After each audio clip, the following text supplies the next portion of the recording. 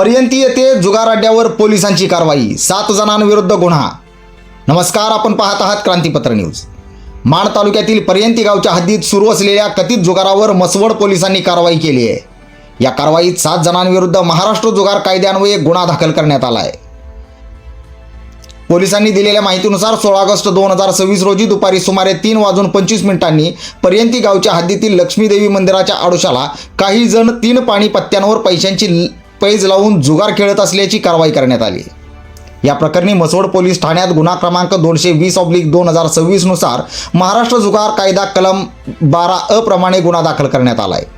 पोलिसांच्या कारवाईत रोख 3,280 रुपये, 1 पत्त्यांचा कॅट, 2 मोटरसायकली आणि 6 मोबाईल सेट असा एकूण 2,13,300 रुपयांचा मुद्देमाल जप्त करण्यात आल्याचे पोलिसांनी सांगितले आहे। या प्रकरणात इंजवाव, पर्यंती आणि शंभूखेड परिसरातील मिळून 7 जणांचा समावेश असून पोलिसांनी सर्वांना BNSS कलम 35(3) प्रमाणे नोटीस दिल्याची माहिती अहवालात नमूद करण्यात आली आहे। या कारवाईचा पुढील तपास मसवड पोलीस ठाण्याच्या पोलीस हवालदार श्रीमती RK फडतरे करत आहेत।